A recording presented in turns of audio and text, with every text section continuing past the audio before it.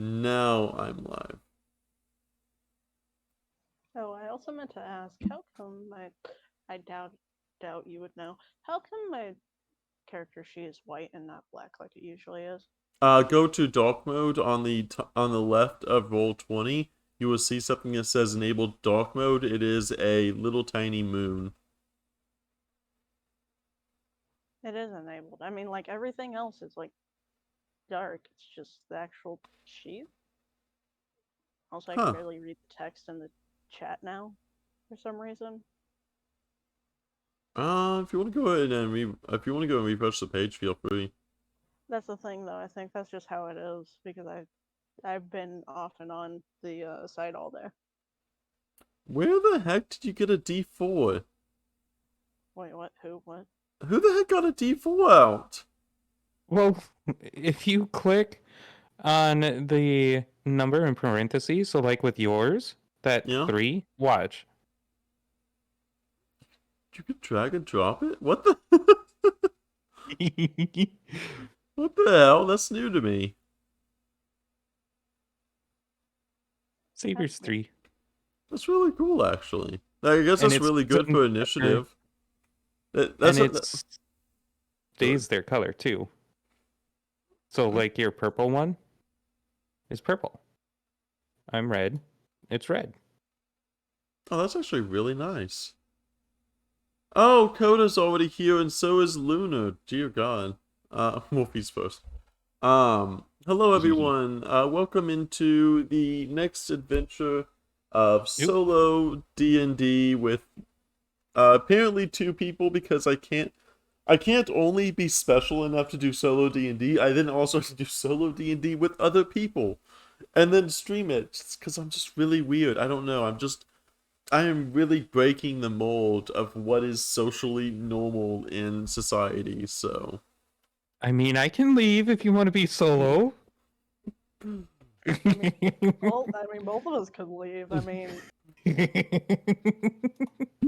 I have my chat. They will do wild surge. Probably the only thing they'll spend money on is wild surge tables, most likely. eh. And yes, I do have a wild surge table for fighters. Any nat ones go straight to the wild magic table instead of anything else. So instead of nat ones just automatically missing, they miss and something happens from the wild magic table. Oh God, I forgot you implemented that. And I have one for every single class. I didn't even look. Wait until you're a fighter and you can attack 4 times in a turn. That's 4 d20s. That is if it is successful and doesn't fuck me over. You have options such as you can use action surge with twice without having to be restored with a short rest. Isn't that lovely? Or you can, until you rest, each time you resolve a magic surge, you trigger another surge. No. I have a question. Go Would you ahead. be opposed of me adding a simple, not like overly done, just tail swipe as an attack? If you want to just modify the clause as that instead. Nah, I'd rather keep the claw. Then yeah, just repeat the clause again. Thank you. I'm sorry for asking too much. You're good. Oh no, you're fine. Yeah, the fighter magic table is actually a lot more in their favor. So mean.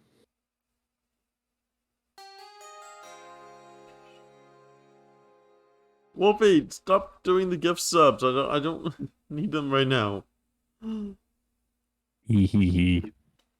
My fox character is actually in the bottom right of the stream. So you can see my little icon down in the bottom right. Also, we should not have any audio problems like we did last time.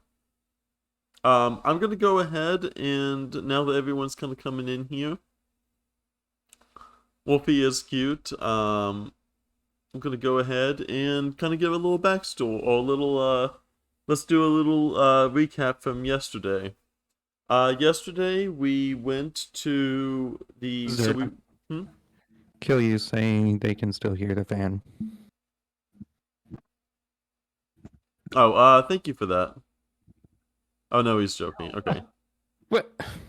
I I was spent a gonna lot of time say if messing we with can't it. even, it's like if we can't even hear it, I doubt they could. Also, it wasn't the fan, it was that clicking noise that was the fan messing up. Uh, Ooh. So, yesterday, we started yesterday out at the Wolverine. We were basically finding a very brash Wolverine, as the ship owner would be. He was arguing about various different things and trying to guide people to, just basically build the ship right. We approached him, and Skoll intimidated him into giving us more money for the mission that we originally were going to take, because we felt like we were worth a little bit more than he was going to give. And he intimidated him, hitting a wild magic surge, which led to his water forming into a rat paw that slowly inched its way closer to the person. And after that, we went on the boat and encountered some sanguine pirates who killed a few of the guards, but ultimately we did kill them with some few losses. My wild magic decided to act up again, having the draconic bloodline, having a draconic head come out of my shoulder and start to breathe fire, as the magic around me basically erupted in this outward display of just vibrance. I lit a sail on fire twice, and Skoll was able to actually kill the mage on the top of the sail, hiding away in their little cubbyhole, using his basically control fire. And after that, we discovered 300 gold in the captain's quarters, and then Each. made our way back home. We gambled 100 each of our gold at the gambling tavern known as the Leaping Stag, and then we turned it in for the night. With Wolfie having a meditative stance on either the floor or the bed, not sure. And that is where we ended. But we also have another guest today, as I am bringing more people onto this very weird experimental train of something that I don't think has really been done hardly ever. So, at this rate, you're just going to build up to another campaign. That's what's gonna happen. but I get to be a player because none of you were DMs, so I'm gonna be my own player. Hey, okay.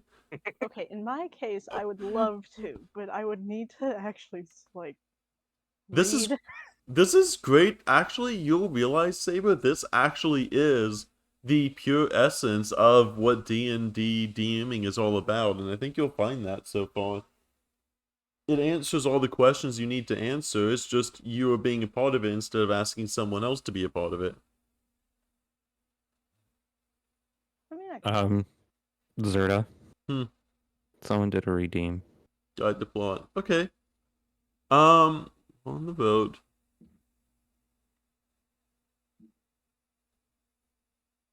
Okay. That will actually be the first. Okay, instead of rolling on the wilderness table, that will actually be the first thing. Let me actually copy that down. This will be the first thing that comes along whenever we get to, whenever we get on the road. That will be the first thing that happens. Thank you for that.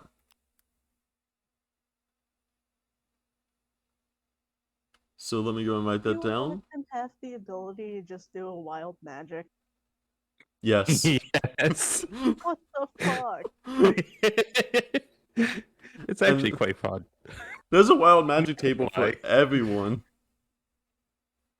I'm scared. That So does not mean to do it now kill you. You know, there are a lot. The wild magic tables I have are a little bit more sillier. So, yeah. Anyways, well, I will say, Nelo is going to be introduced, shortly. In the meantime, Skoll seems to be having a nightmare of sorts, as one of his doll kind of begins to radiate with a little bit of magic energy, though imperceptible to anyone around in the room, as it is only me snoring and sleeping in a bed. And Wolfie. So you had me roll for that nightmare. I don't know what the nightmare is yet. So, Skoll. After Yes. the day's events on the open seas, you kind of have that almost thrill of, like you're fighting in the open seas, and you're not exactly familiar with the seas as normally you are, on land. So, in this dream of yours, you find yourself on a thin, um, almost like this thin, covered over lake of ice, and aptly named the Mirror Lake. You look down and you see your own reflection in the sheen of the water. But as you do, there seems to be no fish in this Mirror Lake as it is. They seem to be gone. And as you are walking, you kind of walk until you see what looks to be sand, walking along this endless mirror lake. And as you approach the sandy beach, all of the fish seem to have died and washed up on shore as the... Please don't tell me this. Honey BB, welcome on following. What I just said. You, you walk upon this beach and you just see this rows and rows of fish, from sharks to whales, and you just see all the different fish you've ever known in your life, and some you can't even name, all lined up on this beach shore. And the smell of the fish hits you as the acrid smell of both death, rot, and sea salt combined hitting your nostrils. You go to the town, telling them of the fish that you've seen, and that there seems to be something deadly in the lake. The people in the town, however, do not believe you, as you are foreign to them. But you saw them flood the beach. You saw their bodies rounded up and eaten by some of the creatures in the woods. A few of the bones that are left are burned in the sand, but no one will come see them. The fishermen have lost interest in the lake long ago. No one comes to Mirror Lake. No one except you, lonely few who live on its edge. As the others live on the edge, it says, or live on its edge, say the fish are still alive.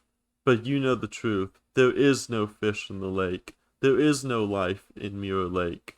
Every ounce of living flesh tried to escape. The fish and the toads, the bottom dwellers and the reptilians, everything has tried to survive in this Mirror Lake and has failed. Now all that stay are the cool dead plants and rotting bodies of the deceased. If you speak to the others around the lake, they will tell you the lake is filled with life. They believe it in their hearts, and they say the fish and the toads are all around, and the bottom dwellers and reptilians are only hiding. But you know the truth. There is no life here. A pebble can serve no ripple on its surface. A boulder would only sink calmly into the murky depth. The people believe that its surface moves, but the others on its edge say it moves more than ever. But you have watched the water, and you know the truth. There is no waves, no reflections, as the reflections seem to be going away. There is only the opaque pitch on its surface. Your image, as you look down and go to the lake, is no more. The image that you try to see, and you try to look out, and you just see the lake totally shift into this necrotic state, the water going from a crisp blue to almost a cloudy fog. There is only, the many trees and few houses that are now displayed in the village seem to rot away as well. The people in the town dare not look at the lake, and the others that live on its edge say the reflections are fine and everything is good. But no, all seems to have dried and are dead, and there is nothing left. And as you look out the lake, everything seems to go dark, as you find yourself almost shaken out of a dream once again, as you awake, still rested, but never truly at peace.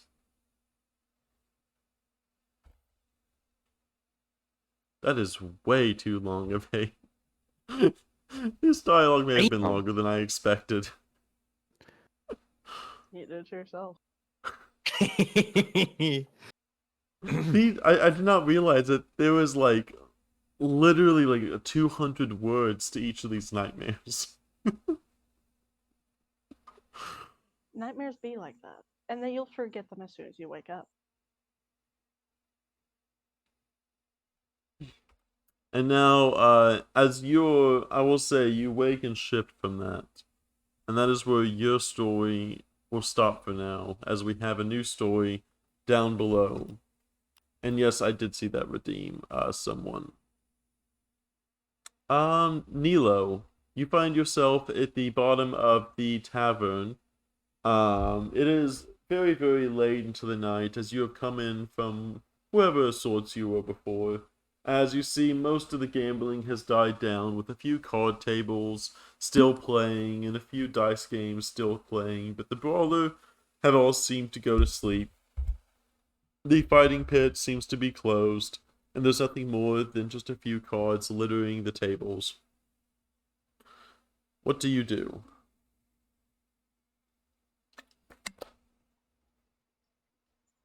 So I don't see anyone. You just see various, very small amount of people just at the card tables, just a very small amount. Most have seemed to turn in for the night, but you have a few night creatures that like to spend a little bit more than the typical waking hours here. And of course, the barkeep, as usual, is polishing his glasses down below. Okay.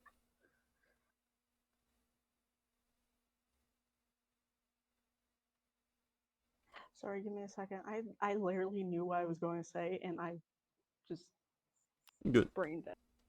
And yes, I am copying all of these down into the story plot. They may not come up immediately, but I will definitely have these at soonest availability. Okay. So...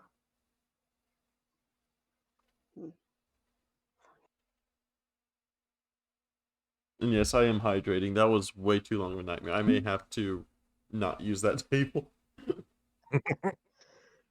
Okay. Neela's going to go up to the barkeep and Roll a d25 for me. the D25. That is the furry species table.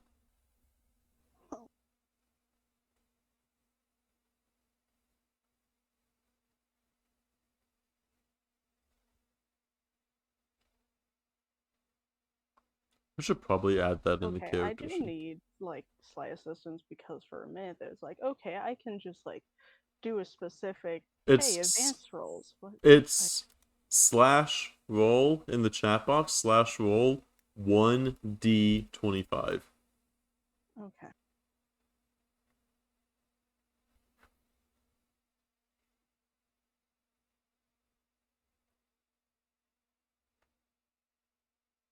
And I also have more humanoids. All together. Yes. No, space between roll and 1d25. Slash roll space and then... Okay, 20. The innkeeper is... So you normally would expect innkeepers, even though they do seem to be... You know, they have to kick in at the night usually, but instead of what you would expect to be a tired barkeep as it is late as it is, instead you find almost a perky raccoon barkeeper with the eyes set around almost as if pure pitch black, but yet still a smile about their face, as they wave and kind of greet you with a nod as they clean one of the glasses, recognizing you instantly as one of the princes of the current city.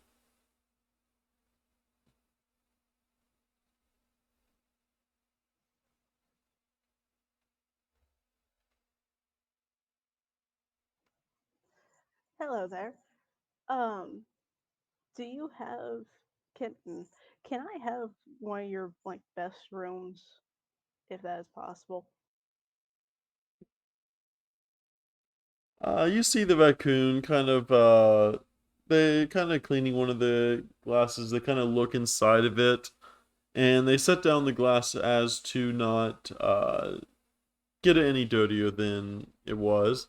They look over and says, "Why, yes, I do have the finest room, though for the prince I would obviously never ever give you anything less than the finest, as you and your brothers have done so well by the city. Hmm, there is two occupants in there. Would you prefer I get them out, or would you like to kick them out yourself, my royal sirness?" Um, I'd rather you not kick them out, but I'll I'll make my way up there and talk to them. I don't want to be rude like that. That's not how I roll. You're much kinder than one of your other brothers who came in here last week. But by all means, here is a key to the room, as I would never deny a key to the potential king for the future, as we here at the Leaping Stag, we welcome all. But then again, everyone has their favors. And here's mine to you.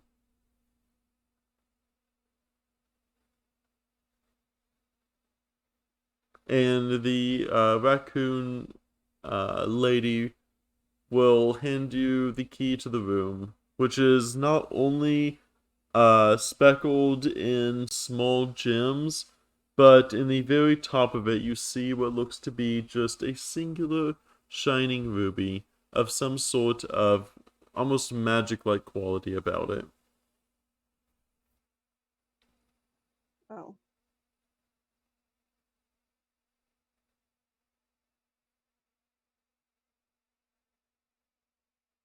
also for context, I was told that I could go up there, right?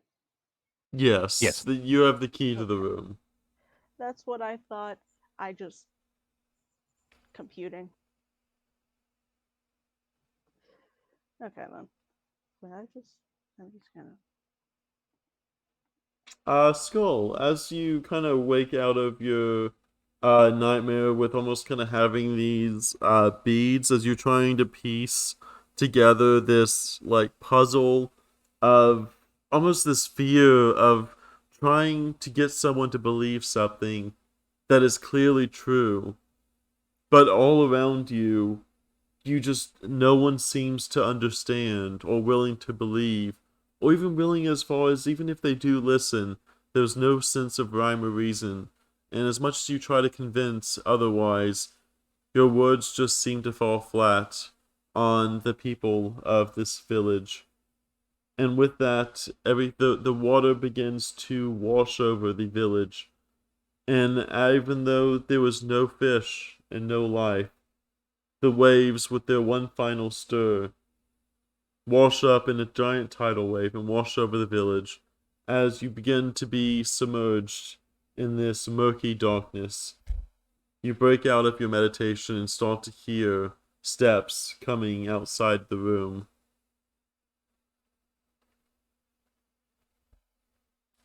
Okay. So, hearing the steps coming toward the room, I ready my longbow and knock an arrow on it, aiming at the door in case someone tries to enter.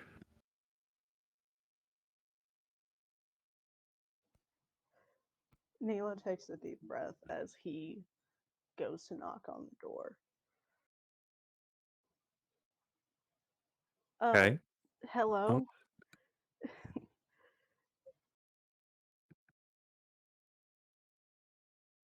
So, keeping the longbow trained on the door, I quietly walk over to Keno and I wake up what? instantly with that knock. That was Oh, my perception She didn't check. knock. Oh my okay, god. I was okay. gonna say, it's like, she didn't even knock that loud. She didn't whistle. uh, You'd see, so for the first time, not for the first time, Skoll, you would recognize this. As the sleep seems to be enveloping, you kind of pull your longbow out from the side, facing the window, and you kind of grab it as you begin to notch an arrow. Keno kind of recognizing that familiar twang of the bow as he kind of hears the strings begin to vibrate and the sounds of the stretching wood instantly is recognizable as danger, and Keno wakes up instantly, sits up in bed, and you see this you just see this electrical energy come from Keno as this almost sparks of this heated just pure raw electricity begins to radiate from him, um knocking over some things on the side table as the electricity begins to burn itself in some of the wood around you.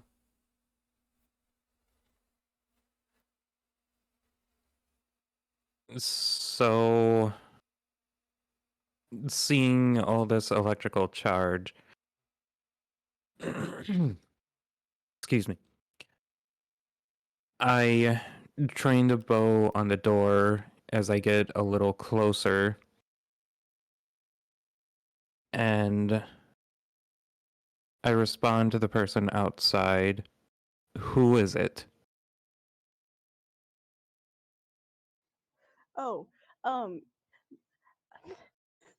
fuck, give me a sec.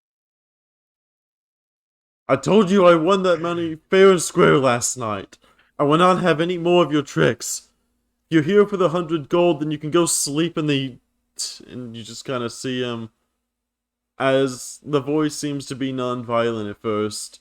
He kind of calms down and says, I'm guessing you're not one of the brawlers from last night. No, no, my name is, Nelo Rokart. Uh, I'm a prince of a family that basically lives not too far from here. Um, even though the barkeep offered to kick y'all out, I was not going to be the one to do that. But I was going to request that if it was possible, and if you didn't mind, I would like to sleep here for the night.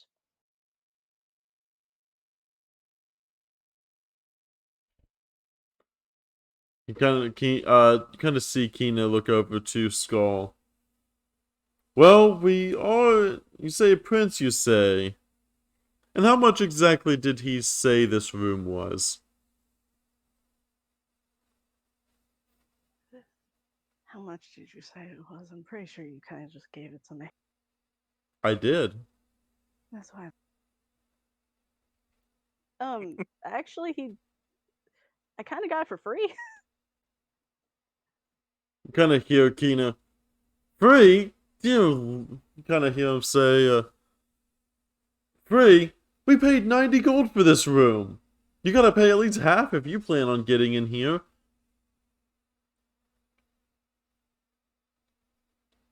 Oh, my apologies. I mean, I'm willing to pay. I need somewhere to sleep, man. Oh, But then by all means, my dear prince, come on in and I will both lay in the purse of yours as you lay in your head on some of the finest pillows I've ever had. You see Keno, as he begins to perk up a little bit, go over to the door and welcome in Nelo, as he kind of sees, as both he welcomes in, but still seems to have one of his hands outstretched to you, as you enter the room. Nelo happily shakes it. It's like, it's nice to meet you. Um, Thank you. I apologize for barging in so late at night. Oh, by all means, we have come from a war not too long ago. We are more than accustomed to protecting the nobility of various realms, and of course the gold that obviously is accompanied with those realms. You hear him say as he kind of still continues to hold out his hand. Nelo continues to shake it because he's not taking it back. Seeing Um, this exchange, I knocked the arrow on my bow and put it back. We have troubled times these days. I mean, I just heard yesterday of a potential war brewing somewhere. I can't particularly recall well, but you do definitely need to watch out as, we are guardsmen ourselves. And if you'd like to, we can even guard this room a little bit too. Who knows what kind of dangers are in this city? For, an extra few gold, of course. A prince such as yourself should not have to worry about such a measly wealth when it comes to protection and safety. can I roll to see if I can catch on to you, like, trying to scam me? Go for it. Just a straight d20. We have to ask the oracle things. Give me a second. My Just my leaves. thing fucked. Okay, so whenever I was trying to scroll, it decided, hey, you want to go back to, like, back a page? Oh, I've done that No. before too. I need to just have a 14. That is a stronger yes.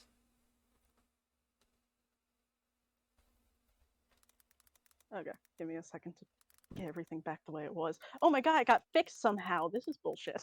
Nice. It's like, yeah, the character sheet was white the entire time, and then I had to go back a page, and even though it didn't work for several times.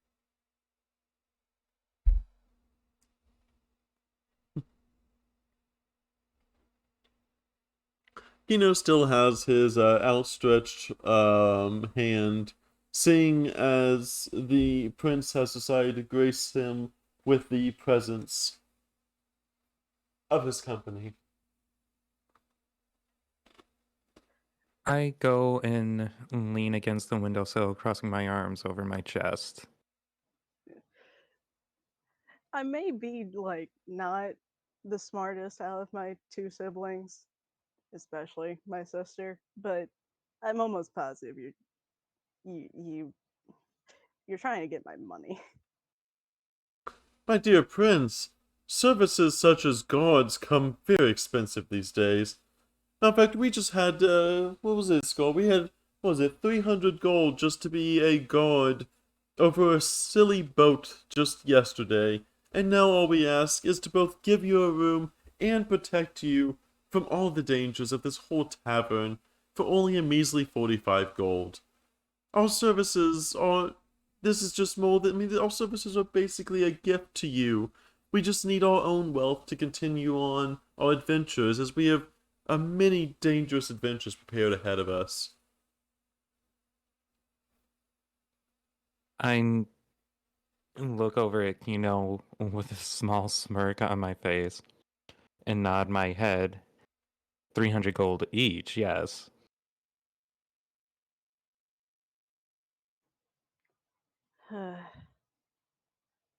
Okay, but if you keep trying to do this, I will not pay you. Understood. Then as the gold touches my hand, so are my lips sealed, and you may have the most restful slumber of your life, my prince. He perks up. Like, his. Even though he's a cat, he is wagging his tail. Okay. Thank you very much. Also, I don't think I caught your name. Either of your names. I am Keno of the Dragonborn bloodline, and I am but a humble celestial Asimov, come down to grace the world with my presence, obviously. And this is Skoll.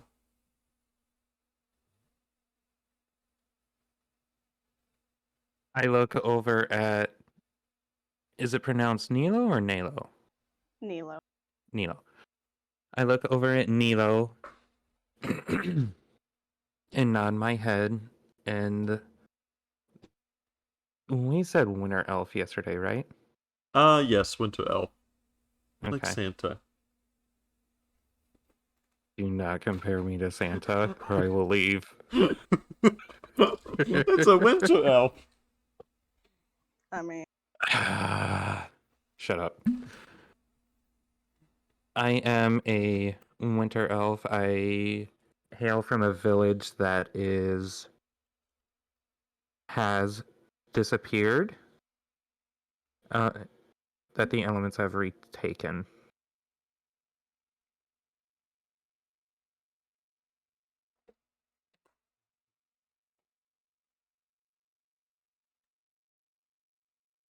Tis a tragic story indeed.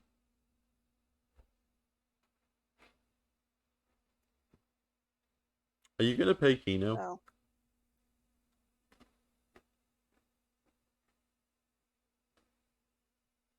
Hmm? I said, are you gonna pay Keno?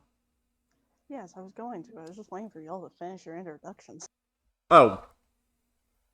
Oh yeah, we don't really have much yet. I was, yeah, no, it's like I was just making sure. It's just a situation that he wasn't going to pay you unless he knew your name. That, out of Oh. respect, he's not going to pay a nameless person. That is weird. But Nela does hand over the money, shaking his hand one more time, and kind of strutting into the room. Um, which his outfit, which I will be describing, is going to sound goofy because it is a mix of his current and old design. So he has a stupid little cape with a red ruby connecting the two pieces. And it just flows behind him. He is dressed up like actually in suit, but also with a v-neck underneath his vest. So it's and with a choker that has a bat thing, like a bat little symbol. And he just looks around and looks out the window, turning back around happily. Thank you so much for letting me be in here. Like I said, I could have went somewhere else, but I also requested the best room, and I wanted the best room. So thank you for having the hospital. What is the word? Hospitality? Hospitality. Yeah, I could not pronounce it. Thank you for having the hospitality to let me in here and sleep here for the night, regardless of whether or not I paid you to do so.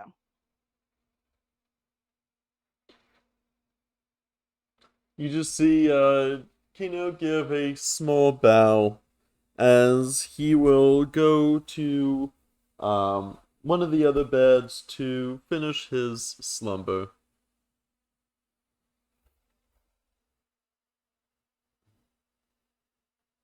Out of curiosity, how many beds are there? There's two in this room.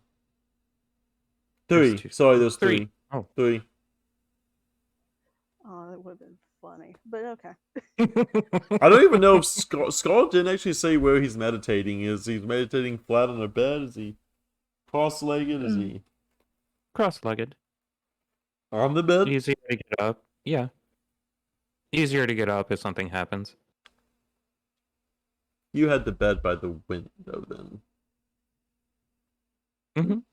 Regardless, Nilo is curled up in a bed like a cat, like full on fetal position. he conks out as soon as he hits the bed because of how tired he is. He may be like a vampire, but he is not. Bears to he may be a cat, but it's like sleep.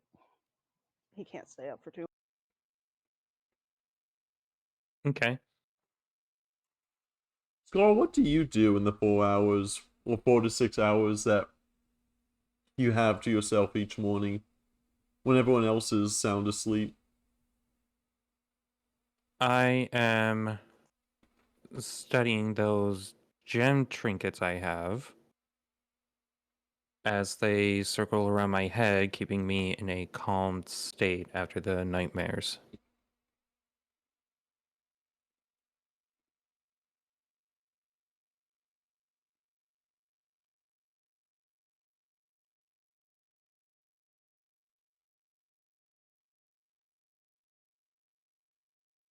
Someone roll me a D100. Okay. Wee. I can, or you can. Oh God. Maybe I should. 9.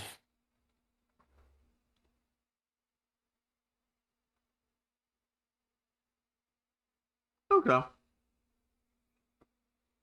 That'll come up later. Oh, okay. Nothing, it'll just a minor urban event. Just to see if anything happens during the night.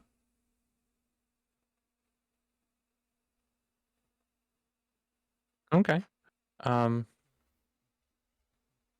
I continue the small, I guess you would call it a calming aura with those trinkets. Still keeping a watchful eye on the room until you two wake up. The night passes peacefully as you're basically in the middle of a wealthy village's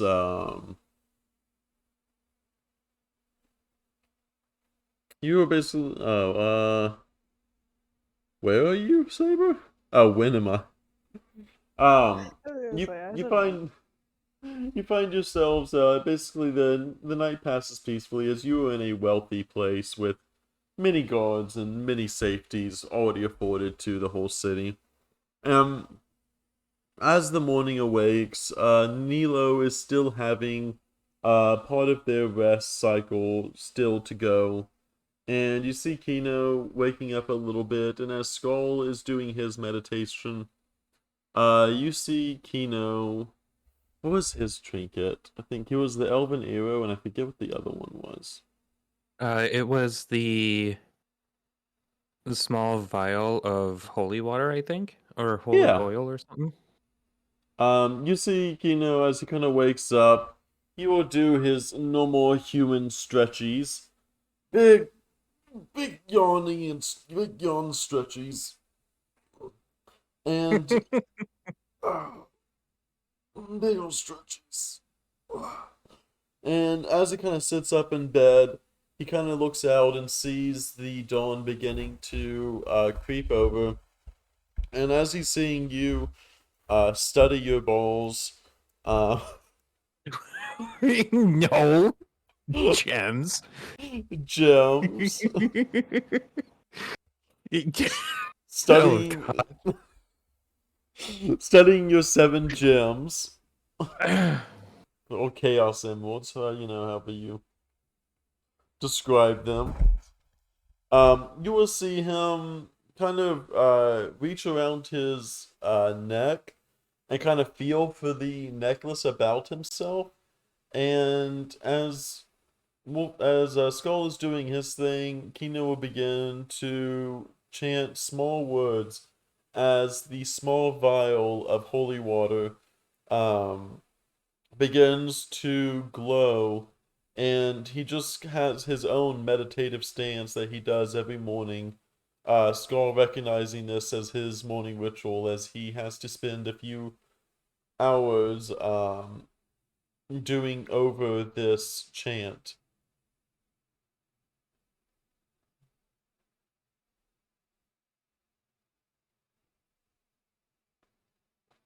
And this will continue on for a few hours as Nelo finishes up the rest of their sleep for the night. Seeing everyone starting to stir, I take the gems out of the air and place them back in their pouch. And getting up from the bed myself and stretching a little.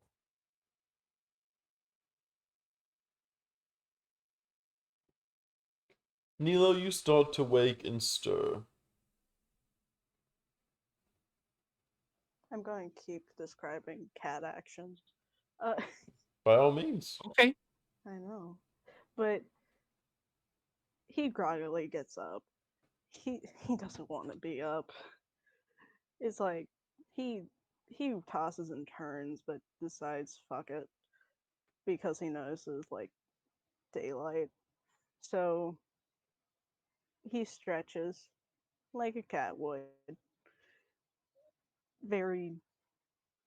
Also, his tail, in a sense, slightly poofs, but not like anger, like poofing tail, but just enough to be like, ah. He gets up, looks around, realizing that he wasn't like not like a bad dream, but like dreaming of like, oh, I did kind of Would you rush like to into these roll a people's room. Would you like to roll a D66? Why? No, I'm sorry, that's the nightmare table. I'm good. Honestly, I'm intrigued, but no. No. Not again, we don't need that.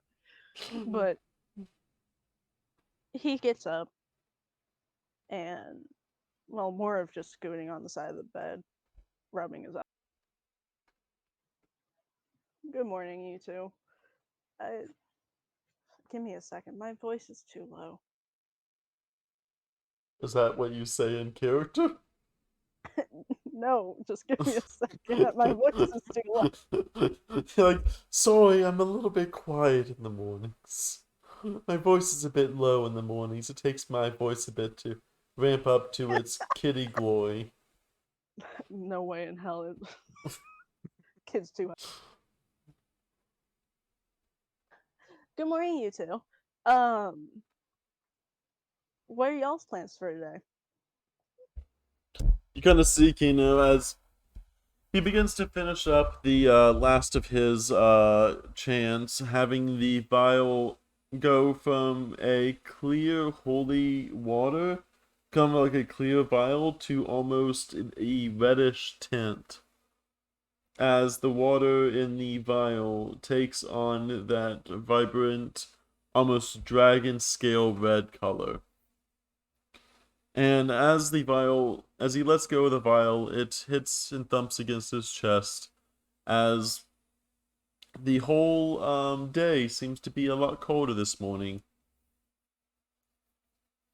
There is a chill in the air as the window is wide open and the air across the room begins to kind of chill everyone slightly. It says, Nelo's Keno, just sitting there completely fine.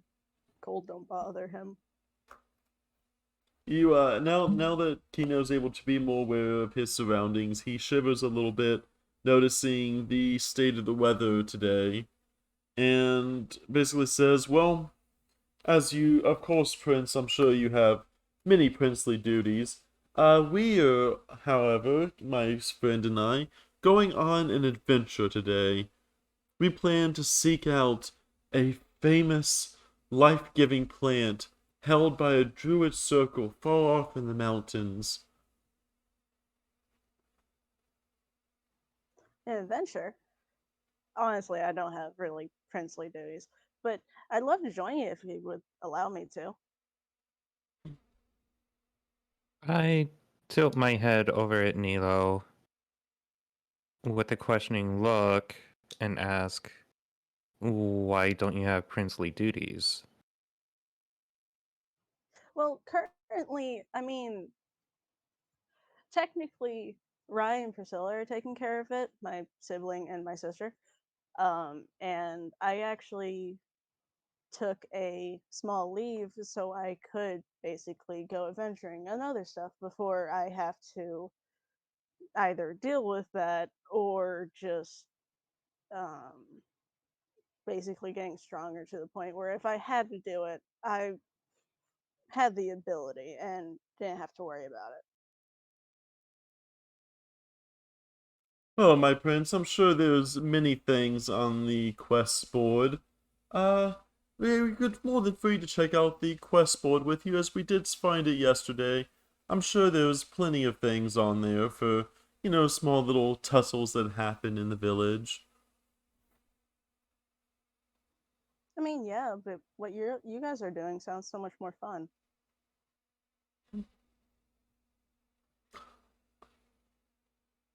Oh, well, yes, well, with fun also comes many dangers. Lord knows, I'm not sure if you've been adventuring outside of this realm, but in my years, I've been all over this realm, and there can be so many things from heaven's dragons to mystical mists in the night that can consume your soul. I'm not sure if it's fit for a prince like yourself, of course. I mean, maybe you're right, but this isn't the first time I've heard of it. I mean, my mother and father get told about such things a lot, but if anything, it always fascinated me. And I can take care of myself. Most of the time, I don't even really have guards. You guys are actually one of the first ones I ever had pay or even had in the first place. Well, we were planning on going that direction anyways. But of course, if we're going to see to it that you have the best adventure possible, I mean, it is going to cost, of course, as you will need bodyguards, and unless your king, of course, your father, I mean, bless the king, is willing to part with some of his soldiers for you to go off into the mountains, it looks like you might be having to hire private guards. And of course, with our experience in the war, he kind of looks over to Skoll and gives a courtesy bow. We would be more than welcome to have you as your personal guard in this adventure. And with personal guards, there is, of course, the cost associated with guards, especially such of the war veterans such as ourselves. In fact, we could probably take you there and back and give you the best adventure all the way to the mountains.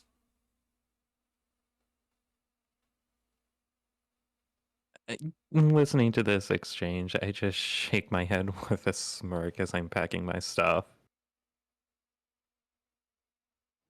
Well, I'll make a deal.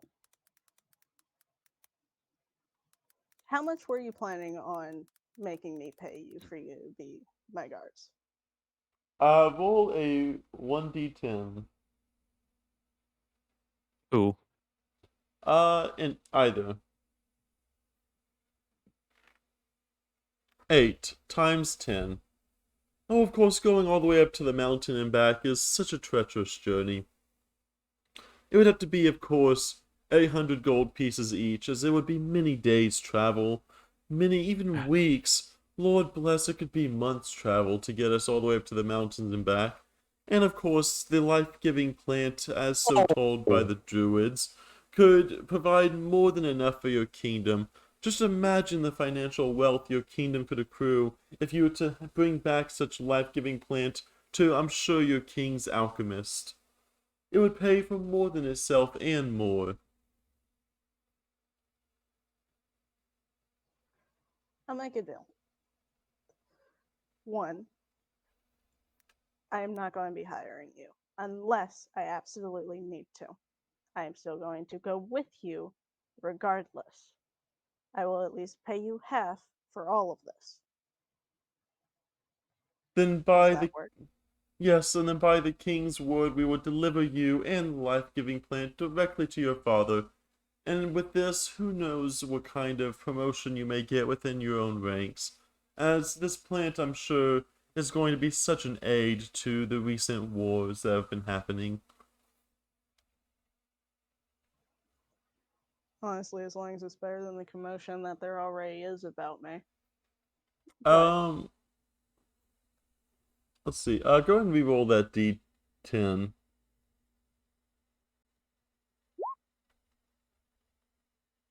$700 gold.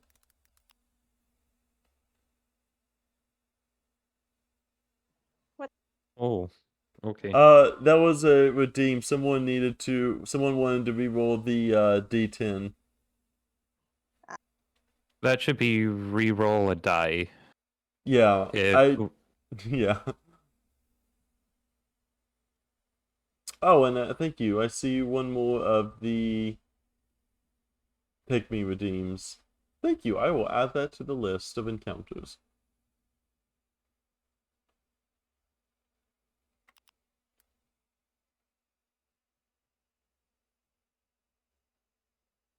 I might have to reflavor some of it to fit the theme, but I will try keeping as most as possible to the original theme of the redeem.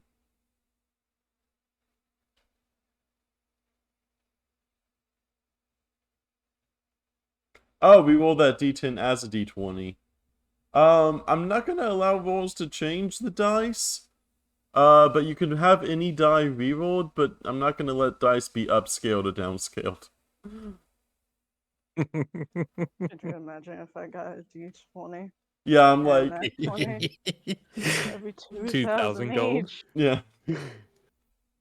But yes, that should be plenty of money to help us get started in our adventuring. Of course, you as a prince can afford your own amenities along the way, but peasants and guards, of course, as ourselves, must have to fend for ourselves, so we of course need to go and buy some rudimentary supplies, of course. We'd be happy to supply you with anything as needed, of course. I shouldn't need much. Honestly, I should be completely fine. But thank you for the offer. Keno is going to buy the fanciest freaking cheese that he can afford. Jeez. No. I never get to buy the expensive cheese, and this is my fantasy, and I want to be able to afford the expensive cheeses instead of getting freaking extra sharp cheddar. What about the bag of holding? Yes, we can also get the bag of holding, but I also want That the would be cheese. more important. Also, I don't even know how much money Nelo has, so I'm Assume that it is on the Kingdoms tab for the sake of story. yeah, for now, yeah. Honestly, I don't think Blood or Cloud would actually make their son be like, hey, you can't have any spending. So, also, like I said, this is my son. Love him. He is adopted. So apparently a bag of holding. Wolfie, roll a d4. D4? Okay. Mm-hmm. Boom. Damn. Dang It's it. a 4. 500 gold. Ah. It was between, apparently bag of holdings are between 100 and 500 gold. So it's gonna be 100 plus whatever the d4 times 100 was. Wolfie, how dare you roll max?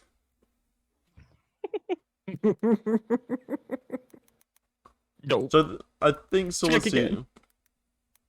So I think that was 13 that, and then we got 400 gold just now. Oh, sorry, we got 300 and wait, together we got Together 700 was- gold, and then minus 500. Skoll and Keno up to 1555, and Nelo has an undeterminable amount of gold. And that is their He story. probably has platinum for all we know. But at the same time, I kind of doubt it. Okay, Because I Wolfie, never explained he. re-roll the 4. Oh my god. Like I was saying, it's like I don't think I ever explained he comes from a broken kingdom, not a quite working one.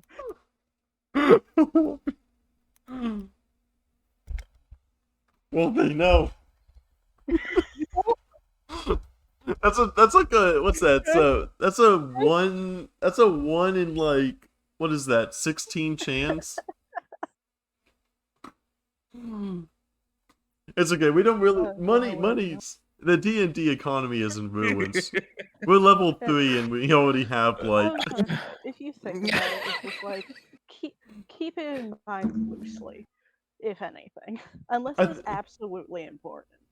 like But just always keep it in mind. yeah. I do think I've made it funny like especially like gold is such like the weirdest thing in D&D cuz gold like just does not make sense no matter what you do. Yeah, because you can have so much gold and not have platinum. Yeah. And also it's also like the like a single like a peasant is supposed to make like 2 gold a year. Like Yeah. working an entire year is supposed to be like 2 gold. They're like, oh yeah, corn. It's like a gold for a sack. I mean, technically, whenever you make a character, if it says like, yeah, pick gold, okay, how wealthy are you? And if you pick the highest, you cannot have any more than 10 gold. Yeah. And then like it says like a basic mob at CR1 is like a one is like at least like a 46 roll for gold Yeah. per mob. The D&D economy is in shambles.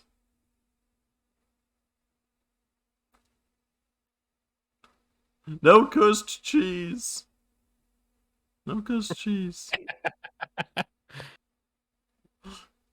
5d10? Oh my goodness. Anyways, so we actually have our first story redeem.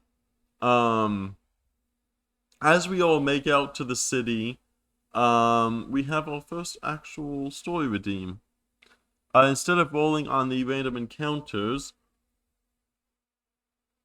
we head out of the city on a road filled with nothing but trees and various animal wildlife, as well as who knows what's out there.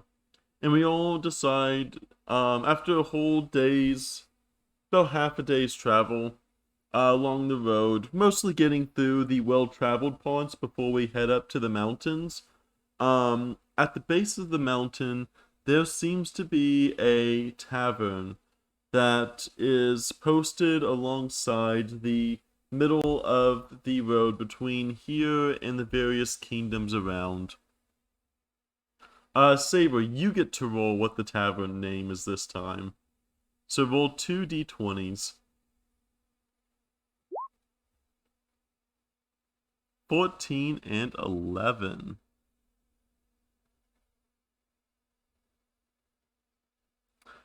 14 and 11. The tavern is appropriately named the Queen and the Bullock. Yeah. So you go to the tavern called the Queen and the Bullock. Actually, I think it's spelled with a U. That's pronounced bollock. Yeah, I was gonna say. Doesn't that just mean like butt in like English? One of them is. Oh no, it's a bowl. It's another name for a bowl. So the queen in the bowl. So as you approach the tavern of the Queen in the Bowl, you see a tavern filled to the brim with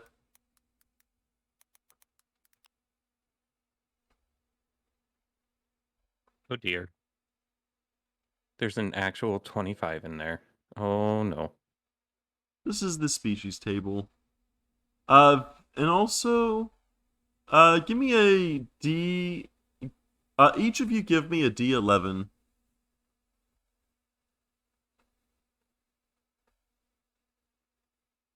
Wolves, 2 otters.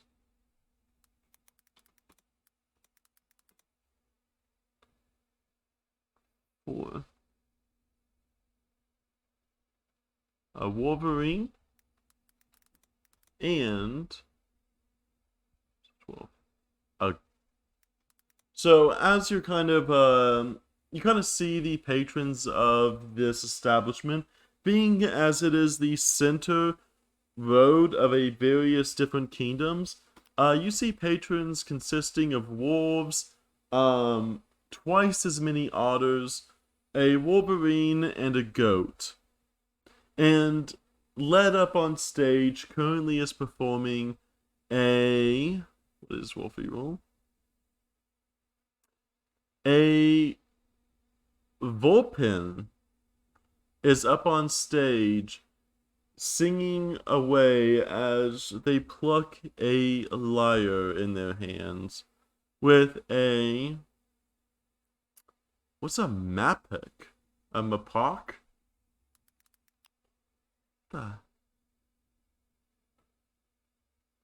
Oh, it's a raccoon. A mapak. Another raccoon ballkeeper. This one being very much male.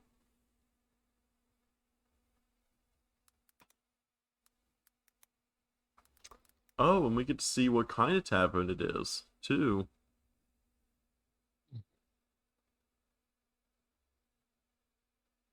I think that's a D20. Give me a second. I need to take my earbuds off. Wolfie, roll a D10. 3. This tavern is a 3-room tavern with a tiefling servants running, or tiefling barkeepers running around, waitresses, that's what I'm looking for. There is tiefling waitresses about this establishment, and the customer service here seems to be very civil by nature.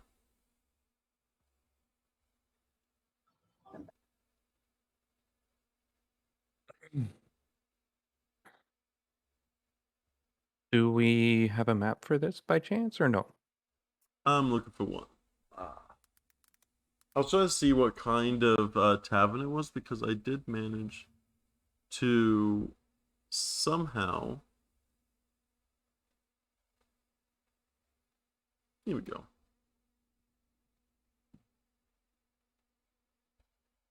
Let me download the image real fast. Okay.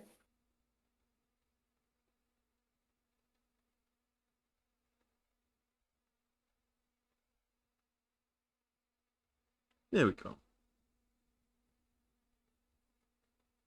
And I think you'll actually have to be on the map to see. I could see it without.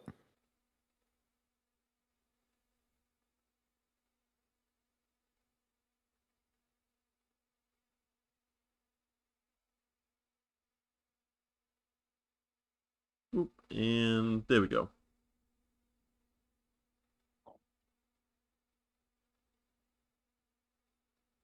There seems to be a fanciful feast going on in this tavern, as many of the tavern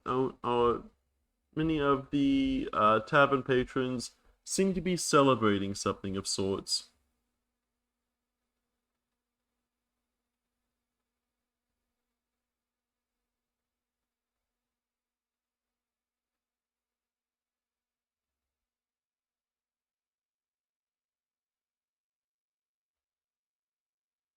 You may now interact with the scene.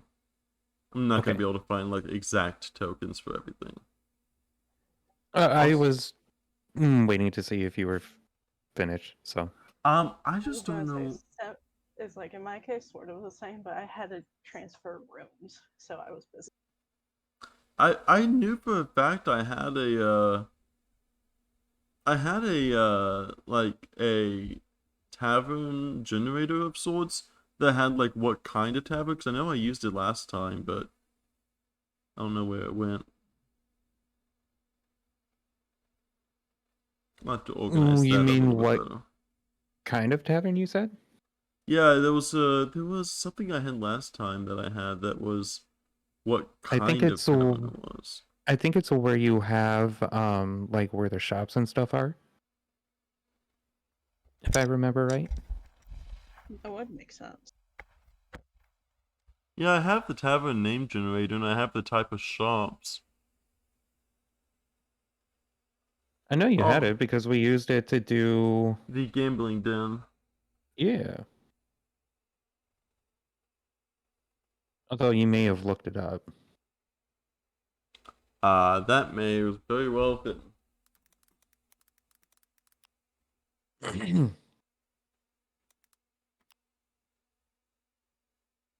Here we go.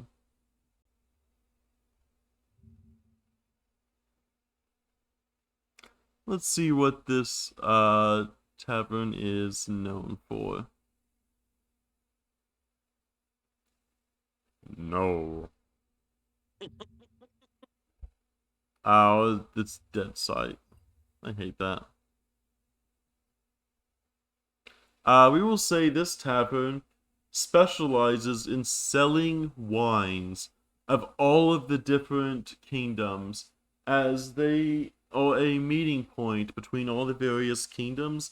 They always are willing to receive wine as payment, as well as currency, and as well as the sharing of that here, as all the various kingdoms have their own different types of vineyards set up in their kingdoms. But all of it seems to be here where almost anything you can imagine on tap is here available at your tips of your taste buds. That is what kind of tavern it is. Okay. So I am gonna go up to the bar and I am going to ask the barkeep for the wine from the Winter Elf homeland place. I don't know what it's called. You see the raccoon kind of give a hearty laugh. Oh, I have just the thing.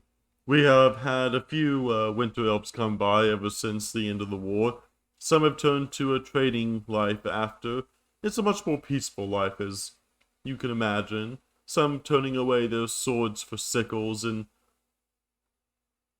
various shields for hoes. Let me go ahead and get you that.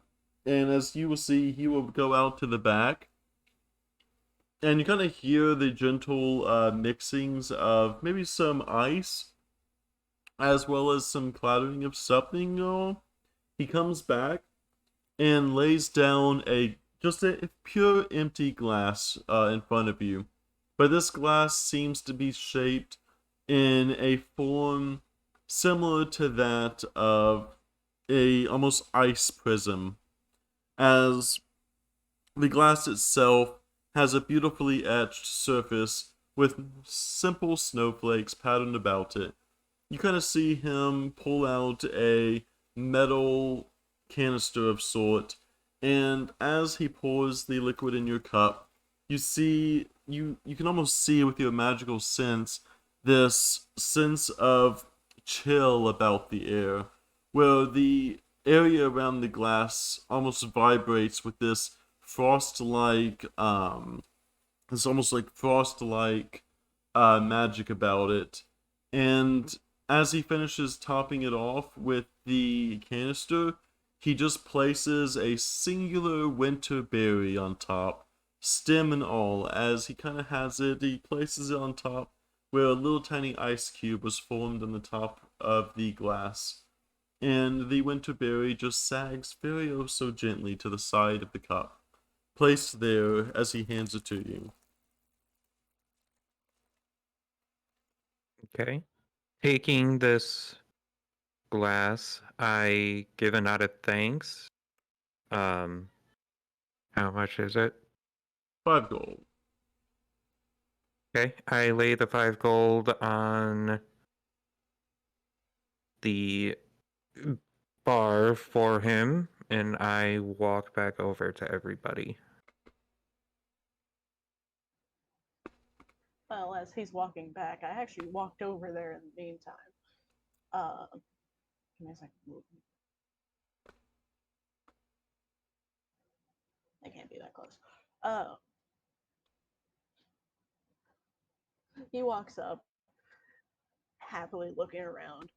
Wine was one of his favorite things, especially to drink at home. Barkeep, do you have any dessert wines that are blackberry based? I don't care where it's from, but that is what I request. Oh, yes. I have the blackberries from the finest pits of the Underdark. He says, kind of eyeing you up and down, seeing almost your vampiric features. He says, not only are these blackberries from the depths of the Underdark, but there's even a few special bloodberries that we have received from there as well.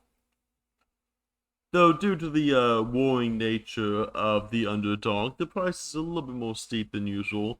But with these bloodberries, it is almost like you can feel the sensation of that almost fleshy taste in your mouth that I'm sure all vampires are very familiar with.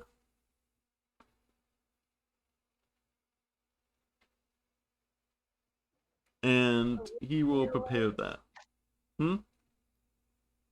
Give me a second.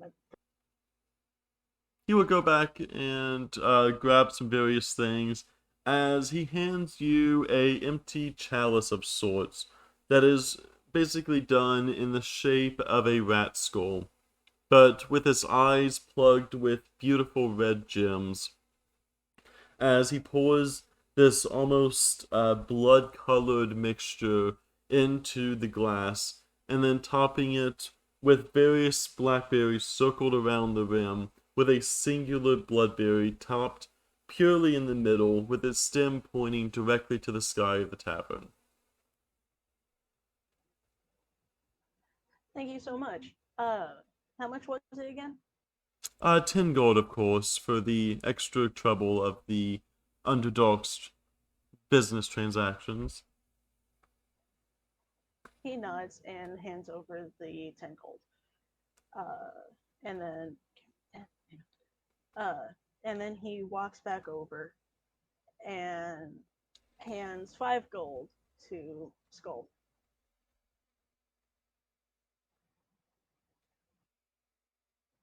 I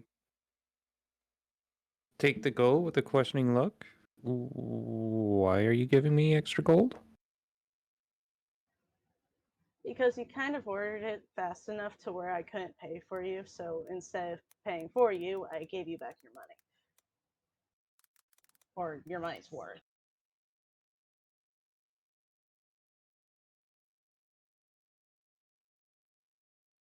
Okay, well, thank you very much.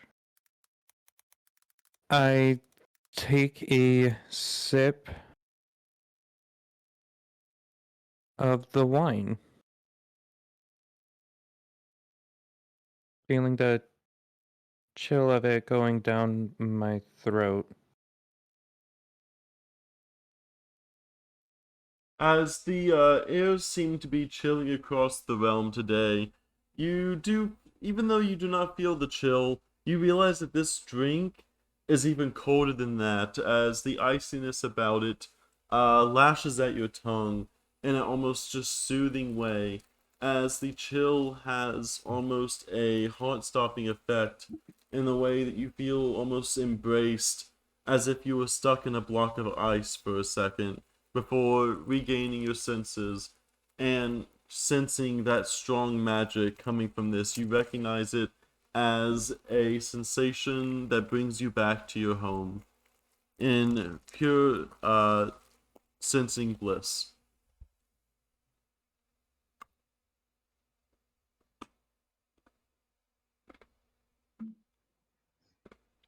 As he drinks his wine, Nelo purrs and watches and respectfully drinks his, eating one of the blackberries with and taking a small bite out of the bloodberry.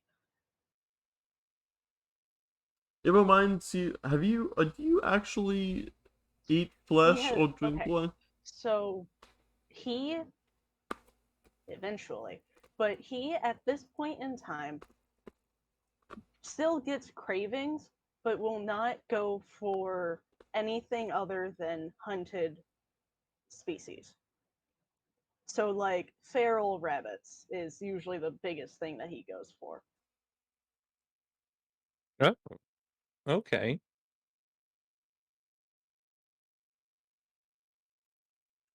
Let's see here. So this would be so this in itself is as the barkeeper assumed that you would have consumed the flesh of some living humanoid sometime in your day. He prepared this concoction to match the same sensation that you would get from biting into the neck of a fresh young human over 18. Young human, and you are filled with almost as if you have taken your first sip of a real kill, and you are unsure of how to feel about that.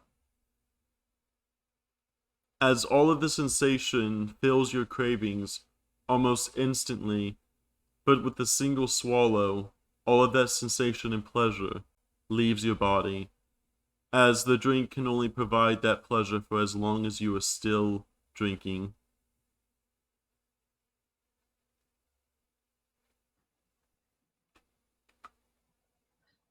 He tilts his head looking at the drink confused in a sense of like pleasure and like also discomfort of like tasting something so new. He continues to drink it though, just confused, but enjoying it nonetheless.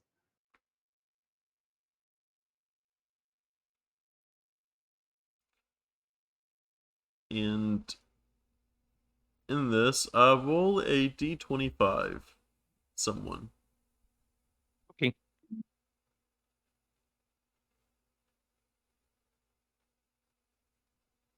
And I will roll 23. a 1d12. What is Keno having? Keno, Nothing. as a human, is going, or as an Azamar, which is the most, but he is going to have a drink that basically radiates with holy energy as you see the red of his vial begin to almost radiate in harmony with a glass that seems to be done in that of a holy chalice. I'm drinking and partaking of this divine drink, as it is almost as the sensation can only be described as milk and honey put into an alcohol form.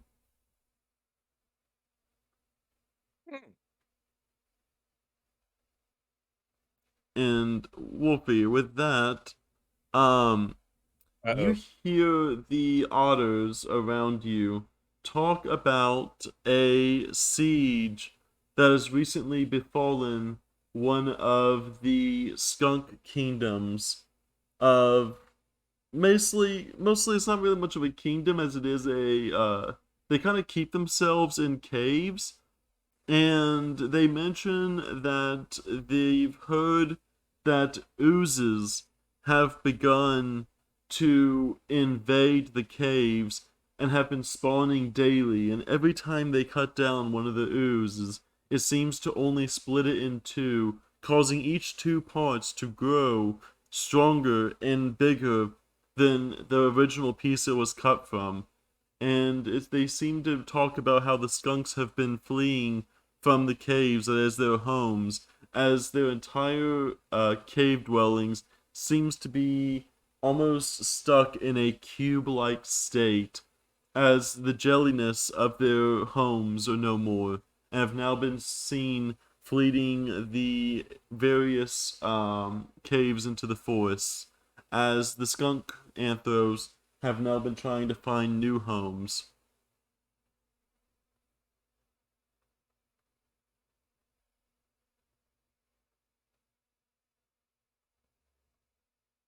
That was from Ooze skunk, and siege. Those were what the random rolls were deciding. Rip skunks. Always the skunk.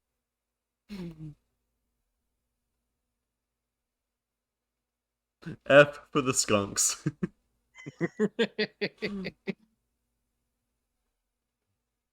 Honestly, Nelo heard none of it. He has been so focused on his wine that he just cannot care for anything else right now. Do you want to see? By the way, Nilo, at any point, you can just ask a question to the void and get an answer. So if you're like, does this drink make me want to go out and bite someone's neck? You can roll for that. Because there is no limitations on what you can ask the Oracle. True. Honestly, can I? Because that I didn't even think about that. Yeah, this is keep in mind, this campaign is literally whatever the hell the RNG decides to pair words together. No, of course. You can do anything. You could say anything. You could do basically, you could ask anything. The Oracle is 9 is a week yes, 11 9 is a week no, 11 is a week yes, and 10 is an answer that you didn't 10 is like an answer to a question you didn't even ask, but with the original question not being answered. Oh, I hate that. But okay. Okay, so okay, can I roll to see if You can do anything. We're all Nelo the is DM here. We are all the DM. I don't know. I'm just going to say it out loud though, just so I can like figure it out in my head. Yes. But basically, I'm going to roll. That better. Or you could say, I asked the Oracle. Or on Jesus. I mean, like, I'd rather just say I'm going to roll for. I'm going to roll to see if Nelo has any craving, like, override because of this drink. Basically making it to where he wants to either bite someone or just his cravings are just on overload. And it's just a straight D20 for the Oracle. That is a yes. Cool. Give me a second to figure out how to roleplay this out. But Nope. I have my...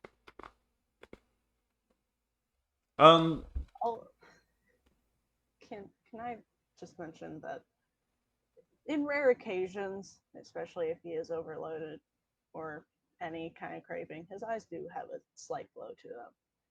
It's okay, my whole body glows. True. Oh, speaking of, Keno probably has a, Skoll, you would recognize a lesser common irradiation, as you can almost see a almost holiness, that almost like a celestialness, almost this yellowish tint that comes, or this whitish kind of magic that kind of tenses around Keno, but in a non-violent way. If anything, it almost feels warm like the fire, but comforting in a way that you are unfamiliar with.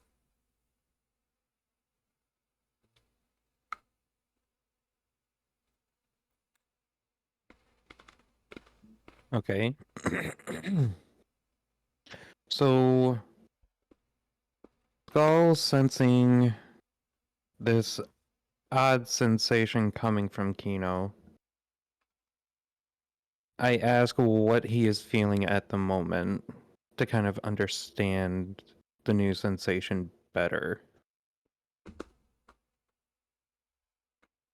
As you see Keno begin to sip more and more, as the more you see his throat begin to kind of gulp down this whitish, holyish liquid from this chalice, you see that energy around him kind of grow stronger until he finishes the last drop of his glass, in which case the white magic around him begins to dim until it is nothing more than a faint, warm glow. as you see Keno just with a loud sigh of happiness and bliss. He tells you that I feel it feels like a sense of home and warmth in a way that almost brings up memories that I've never had, but yet feels good to experience. It reminds me of some sort of just almost elevation, as if like my body is left with my soul going up. And that is one hell of a drink. So he's sensing him happy and drunk? Is what you're Yes, saying? it is bliss. It is not happiness exactly. It's not a sense of contentment or adventure. It is a sense of almost self-indulgent bliss.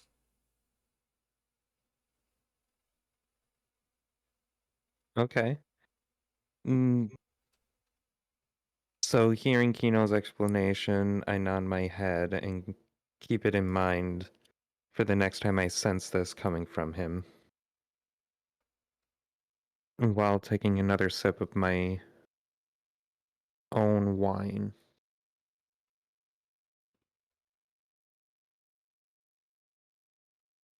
And of course, the patrons and the otters seem to all be discussing with themselves. They're trying to guess which ooze probably is responsible for it, whether it is a metal ooze, a amethyst ooze, or maybe even a plant ooze. As all of them seem to be kind of taking bets as to which ooze is probably overtaking the camp, as they are unfamiliar with the various going-ons of the methods.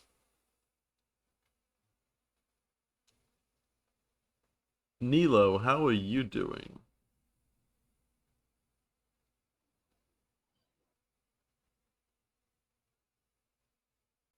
I think they're still trying to Nelo? figure something out. No, I think I got it. I think. Uh, We are gods. he looks at his now almost empty glass. He brings it up to his face and taking the last drop. He he places it down on the table. His mind and heart are racing. He recognizes the feeling. He As he does, he looks at his hand. There's a slight shake to it, but not enough to be really noticeable to anyone that isn't him. And he grips his fist and looks at the other two. In a, he kind of stares, but then immediately shakes his head.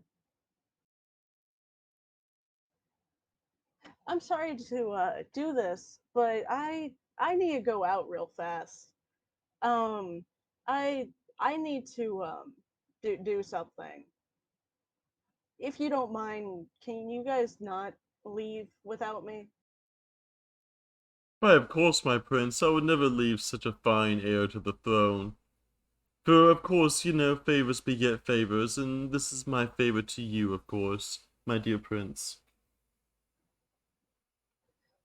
He nods and, like, in a sense, sort of salutes and turns around, cape flowing and, like, lashing.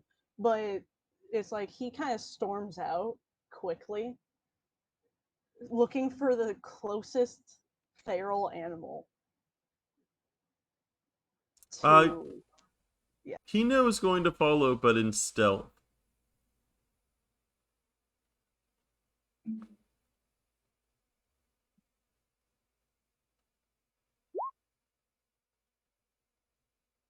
Close enough. He is going to follow in stealth. Okay. Okay. I'm going to roll a d4 to see what animal, unless you have something that does that for me. I only have the species list, but it can also the species list can also work for feral but animals as well. Are they all herbivores or are they like carnivores? It is a Carnivores? mix. That's what I thought. I'm going to say I'm going Okay. to end up just rolling a d4, and it can either be a deer, a rabbit, a squirrel, or a bird. In that order, because a 1 would be deer, Mm-hmm. 2 rabbit, squirrel, bird. It is a squirrel. Okay. Nelo frantically looks around, looking to find anything to get his craving to go away. He kind of instinctually gets on all fours as he searches. He ends up seeing a pretty plump looking squirrel, since it is around really cold times, and I'm assuming winter, or at least just a day of like snow and shit. But he notices that as his like cat instincts kind of kick in, he like kind of butt wiggles and stealthily like tries to hunt it.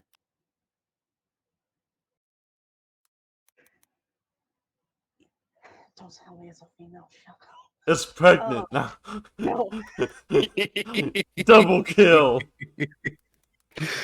But he gets really close to the ground, stealthily getting closer for it to not detect him. And he immediately jumps, claws out at the squirrel, catching it and biting and tearing at it ruthlessly to get rid of any feel of craving that he has gotten from that wine.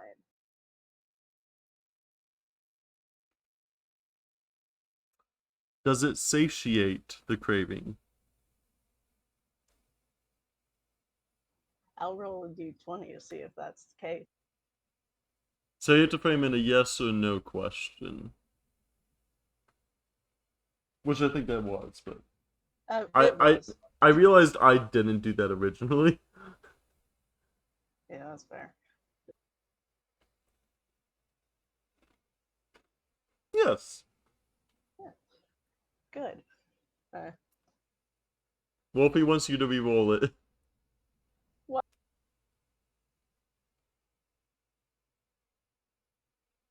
Okay. Oh. Okay.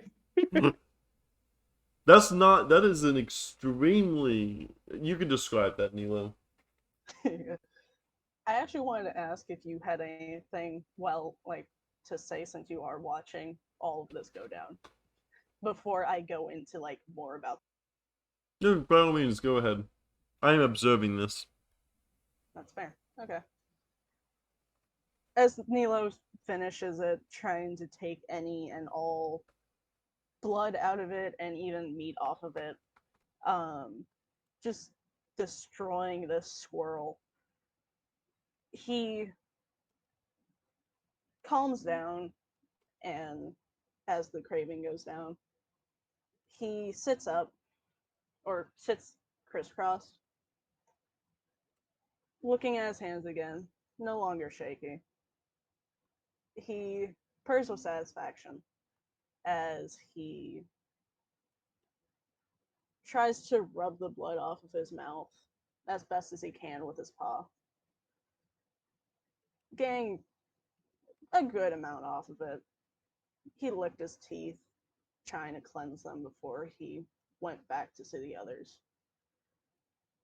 He lets out a sigh and gets up and turns around kind of quickly as his cape just flows with it, and starts to walk back to the cavern or tavern. Keno will follow in silence behind, using almost his magic to subdue his steps, as it will.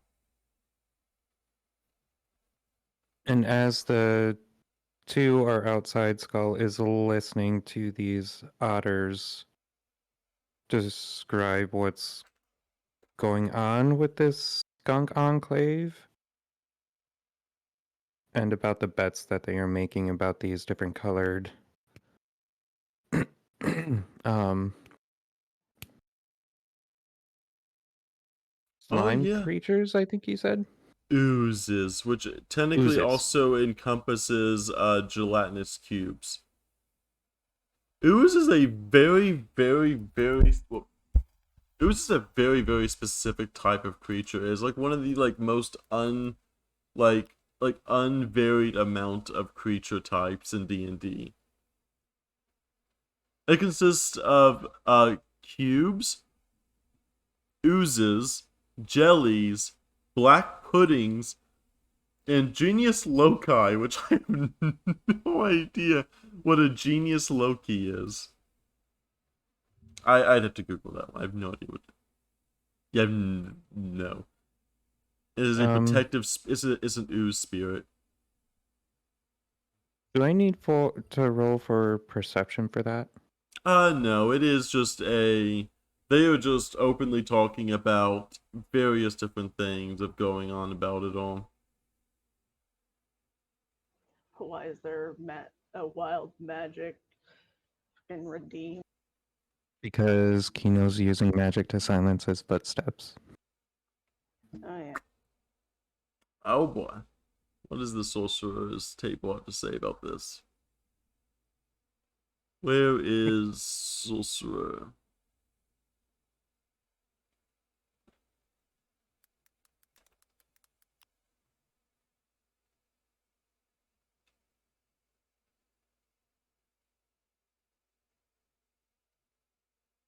Oh, for the next minute, you know the heightened and quickened spell, and each only cast one sorcery point. Interesting. So, let me see Keno's spell list. Do I have anything interesting in his spell list? Someone you know just redeemed it too. I just used it on the magic table. I can't have it twice. But also I will say that actually anyone who does the next action will have to roll on that. Oh god. You will see heightened. Let me quickly remember what heightened spell does. I forget what the heightened one. Oh, it makes a disadvantage. Okay. In this, you will see. Huh. I actually do not have that many interesting. As Keno is using this magic to kind of make this his footsteps silent among the earth, as he has a spell called Mold Earth. He is basically using it to cast Mold Earth multiple times in a row, leaving the area below his feet as he runs back to the tavern, almost like a smooth gravel road or a smooth dirt path leading directly back to the tavern from where he was, not realizing that the magical surge, instead of just concealing his feet, are instead making a path directly to where he was sitting and back to the tavern. He has created basically a new road to that location.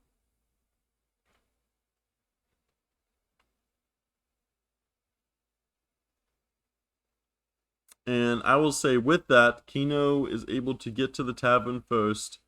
A lot more out of breath with the celestial energy allowing him to get there fast enough to beat Nelo back, as he feigns joyous laughter and merriment upon seeing Nelo re-enter the tavern.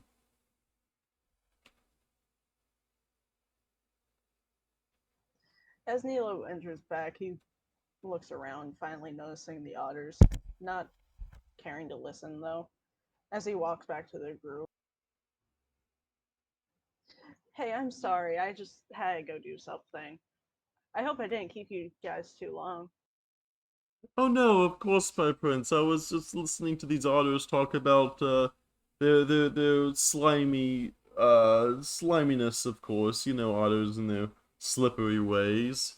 Skoll can recount it a little bit better than I. I was a little bit in my drink at the moment. Wait, I can recount what? I'm sorry. Basically, what the otters were talking about because he's trying to hide the fact that he wasn't there.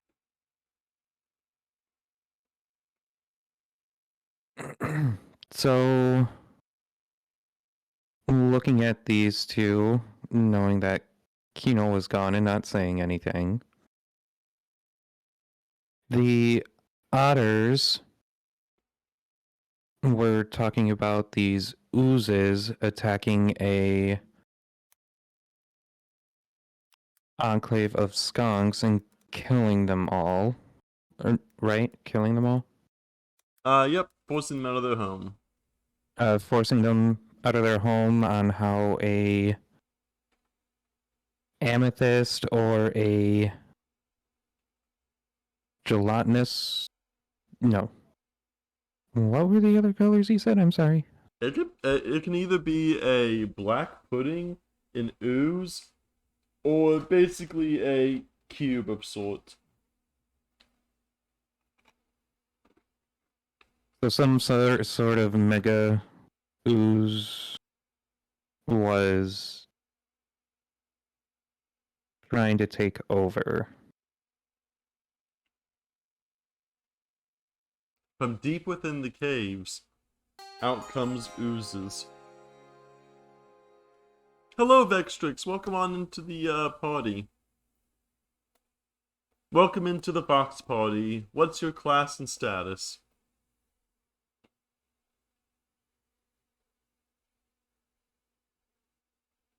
That's all I was able to learn from the otters.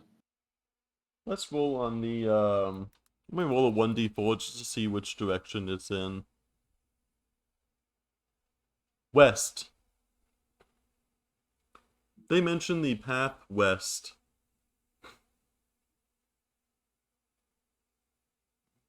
A far cave. Why the feet? I'm saying why the feet or where the feet, because I do have feet.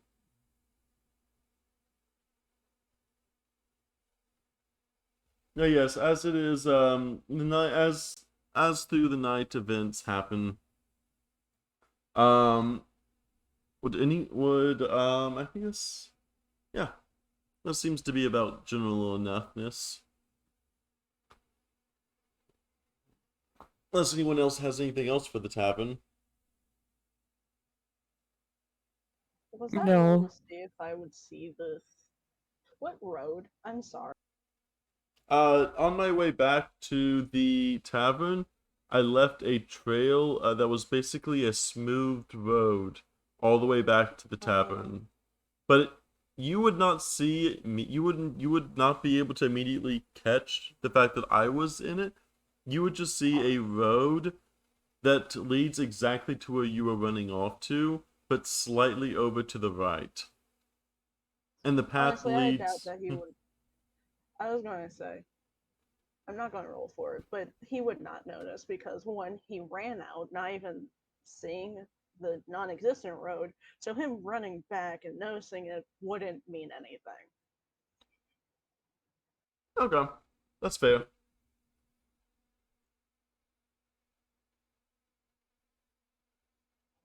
Kill You's asking a question. Oh, yes, actually, I didn't think about that. There we go. I completely forgot about that. Usually, I don't have the rolls on for my games, but in this case, since everyone is the DM, everyone gets to see it. But no, I'm pretty satisfied with this scene. We had a nice little tavern of misfits creatures, and the misfit creatures happen to know about other misfits creatures, which is how they knew about the skunks. Yeah. And with new days come new weather. We are probably gonna have to call it here, though, for myself. Yep, I'm just curious. Go ahead and roll me 3d20s. I'm just curious what the next day weather is going to bring.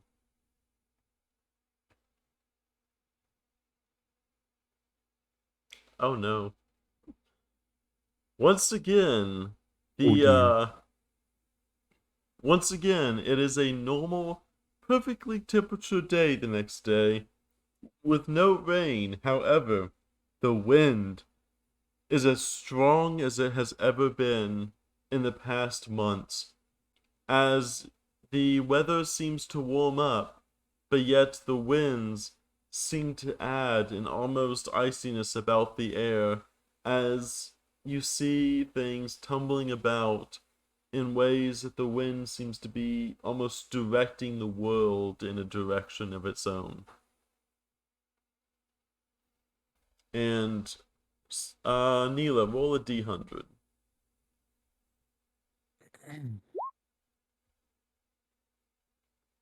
There is a certain dampness about the air as well, as the wind begins to push. And so strong the wind, it almost is wafting this dampness about, but you're not sure where it's coming from. And it seems to be going from, I don't say no, it goes from west to east as the wind pushes its way forward. And that is where they will find themselves the next day. And this has been a very weird D&D game of, well, I don't know yet. I don't really know how to feel about this D&D yet, but it is very interesting. Nilo, how It's do you fun. feel? 10 out of 10, just this, just like destroyed a squirrel. So I mean, The only combat, a squirrel. didn't even have to roll for it. Just fucking went at it.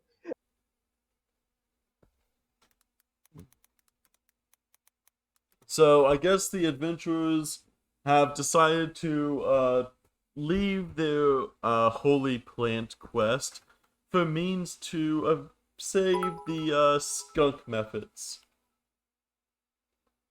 Nilo went at it. Yes, Wolfie, thank you for the bits and thank you for the subs.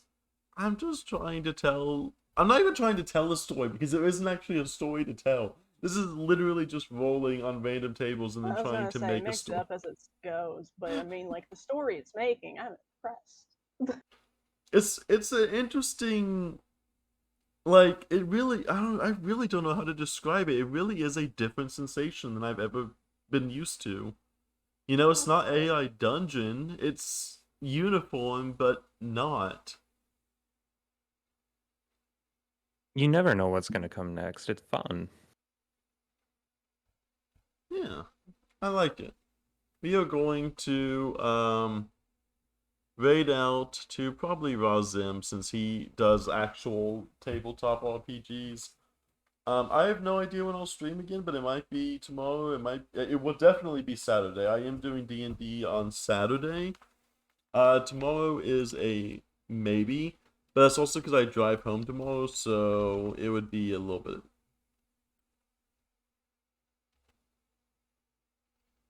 Anyways, let's all go say hey to Razim. Um, I will say as a raid message, let's just say ooze the. Wait, hold on. Hold on, make sure I spelled Martin right. I think I might have misspelled Martin. Hold on. Yeah, it's with an E. Hold on.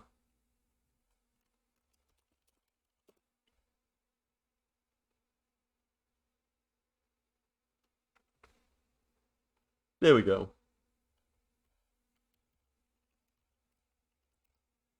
There is our raid message. Ooze the Martin. As we honor the oozes that will most likely fall to combat with these three new adventurers. Bye.